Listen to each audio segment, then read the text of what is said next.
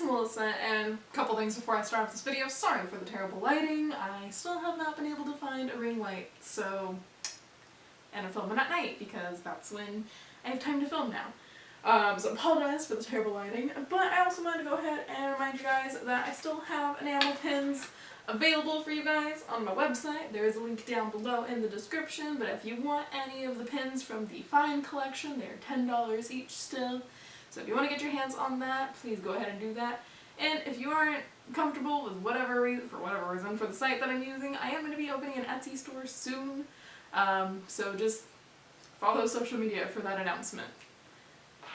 But now into the video, where today we are going to be talking about Pokemon. Now, I've done a couple Pokemon videos, and the last one that I did related to Pokemon was my tier list video, where I had upset some people in my personal life with the statement that if they ended Pokemon after the Hoenn region, no one would be mad or care. So I said something along the lines of that, and that's just how I feel. So, and I wanted to make a point that there are Pokemon that I like, and even on my top 10 list, I do have Zorua and Zoroark on my list of my top 10 favorite Pokemon. They're the only Pokemon on there, though, that are not in the first 3 generations of Pokemon. So today, what I did was I went ahead and went through all of the other generations after Hoenn of Pokemon, and I compiled a list of my top 10 favorites for those. So today, we are doing my top 10 favorite Pokemon after Generation 3. I have a handy dandy list here, so just gonna...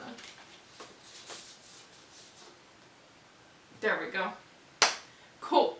In my top 10 spot, I have Krookodile. Krookodile is a super cool Pokemon. We had Feraligatr before, but now we had, instead of an alligator, we have the Krookodile, and I kind of like that it was a contrast between water and ground. I like that Krookodile is a dark Pokemon. He very much has like a kind of like sneaky kind of bandit vibe to him, but really he's really strong. When I originally, because he was in the Unova region, yeah, Unova? Yeah. When he was in the Unova region, I always had one on my team, and I never really normally used like ground or rock type Pokemon, but he was really strong, and so I like Krookodile. He's gonna be in that number 10 spot. And number 9, also from Unova, right? Oh no, they're from Kalos. There you go. We've got Noivern. I thought Noivern was a really interesting Pokemon because, like, I just really liked the design first off, because Noivern just looks super interesting to look at. Also very strong, and like, while not like the strongest, can definitely be used in a strategic way on any team. And generally, I just really like the design of this Pokemon more than anything. So yeah. Moving on to number 8 from Unova, we have Bravery. Or Bravery. Don't know how to say it. When I found this Pokemon, I saw it later in the game because you can only find it like on Victory Road or like in closer to that area. But when I got my little Rufflet and it evolved into that, finished the game with it, and Bravery never left my team from that. By the way, probably pronounce all the Pokemon's names wrong, but I do not care. But yeah, no, Bravery was like a really good, reliable Pokemon. Really liked the design, liked the idea of like this kind of like hawk-eagle crossover. Very nice. And I know they had in like one version Bravery and the other they had Mandibuzz. I preferred Bravery over Mandibuzz personally. Next up from Sinnoh, we have Luxray, and this is in the number 7 spot. Luxray was like one of my favorite Pokemon. It reminded me a lot, well, at the time when I was a kid.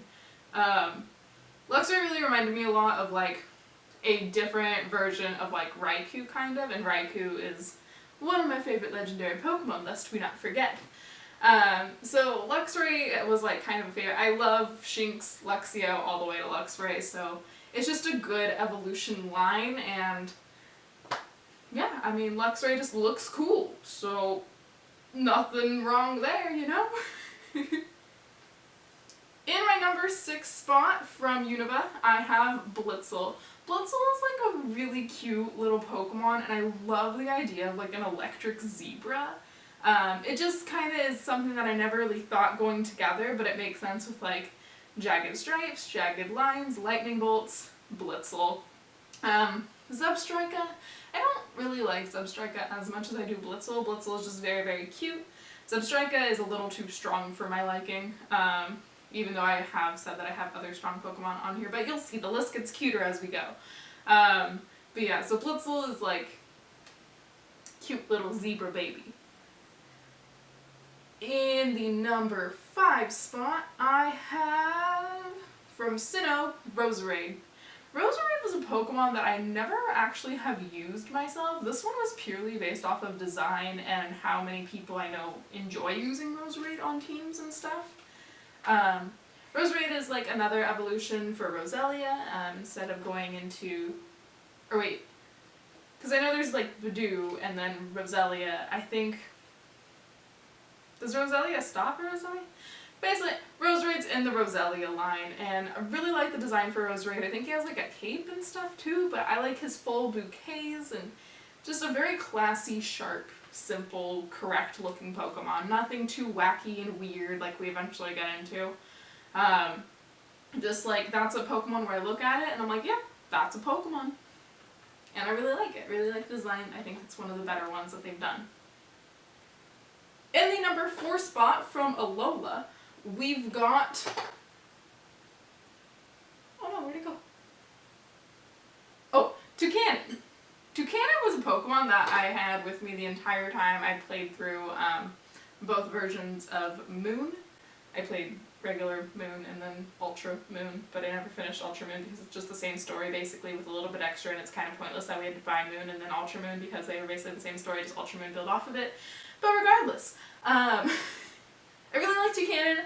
I kind of joked around a little bit with my brother because he had Sun and I had Moon. We joked that Toucannon kind of reminded us of like Clint Eastwood for whatever reason, so we called it like the Clint Eastwood bird. That is really hard to say. But anyway, we joked around Toucannon was the Clint Eastwood bird, and so it just kind of like made a personal attachment for me. And I really like the shiny version of it. Is very nice, very clean, and it's very simple where it's like, if Pokemon were real, those are realistic colors that a variation would have. So, Toucannon. Number 3, also from Alola, is going to be Rockruff. Now, I didn't like Lycanroc like at all. I don't really like any of the evolutions for Rockruff. I just like Rockruff as is. Very much just like a very cute little puppy dog kind of Pokemon. Think Poochyena, but like fluffier and cuter, and like has a smile on its face.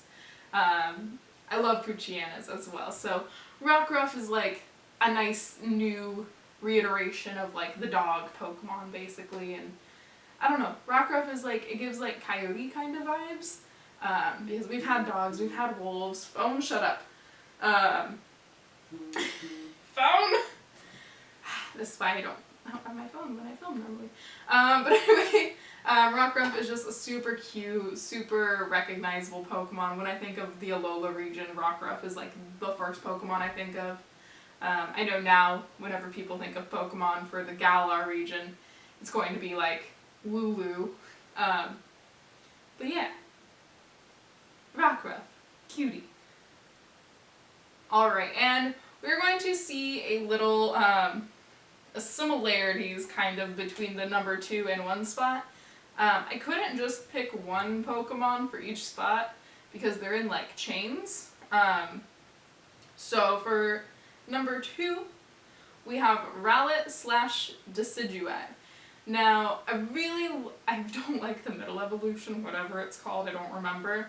But Rowlet to Decidua is very, very good. Rowlet is just absolutely precious and adorable. Little owl baby that we gotta protect and love. And then Decidua is just literally Robin Hood. And like, I like Robin Hood. Like, damn, Robin Hood. Just the idea too of like a ghost grass Pokemon being a starter was super cool to me.